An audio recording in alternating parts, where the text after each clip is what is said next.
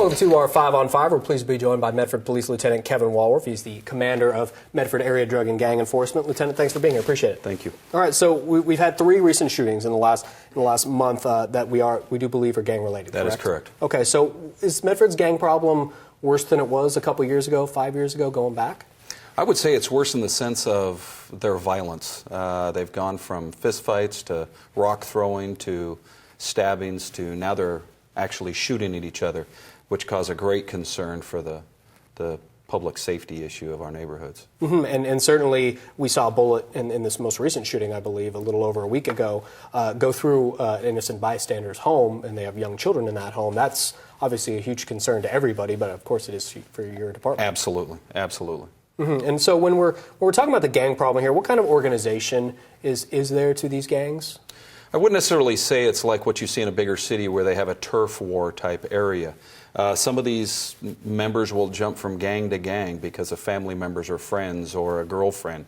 But they're organized in the sense that they will try to get maybe some juveniles to do more of their violent crimes because they feel that they will get away with it opposed to not being an adult. Mm-hmm. I know the Jackson County Juvenile Department, they're very involved in keeping kids out of gangs. But how do these people fall into this gang problem? It's a number of ways. It could be cultural, it could be from a family member, it could be the family promotes it, it could be a neighborhood that they live in and they feel pressure to be in the gang.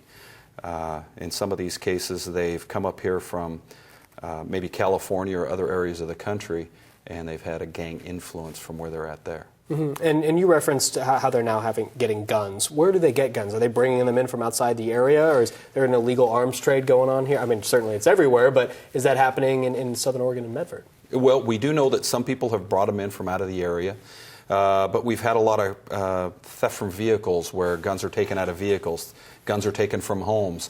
They may have a friend or a girlfriend get it at a pawn shop or buy it legally. They may steal it from a family member.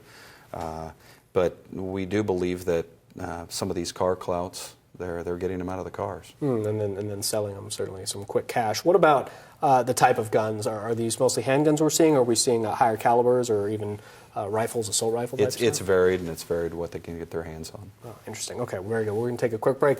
We'll have much more in a moment. Stay with us.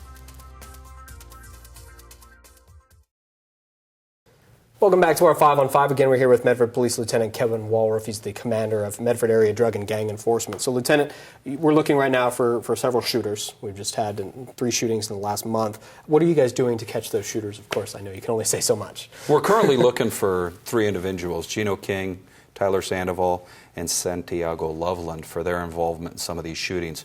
We're working with other law enforcement agencies. We're working with communities, and we're checking every media that we can to find out where they're at and hold them accountable for their actions. Mm-hmm. And how do you combat the gang problem in Southern Oregon? We've got to stay vigilant and hold those accountable for what they're doing within the criminal justice system and what we can do.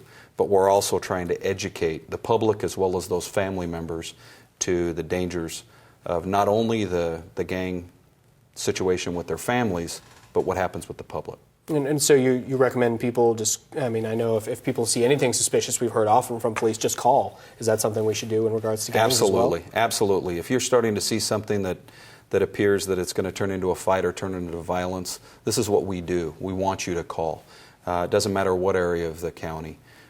Call your local agency and make sure that they respond to that. It may not happen right away, but if we can get units there, we could resolve a lot of the problems. I'm curious, how many gangs do we have locally? Are we just talking a couple that are going against each other, or is there a whole slew? We have several right now that are going against each other, or a couple of them that are going against each other. We have just under 400 documented gang members in Jackson County. Again, that's the tip of the iceberg, but there's just a small handful that are involved in these shootings, and we believe several of them to be connected.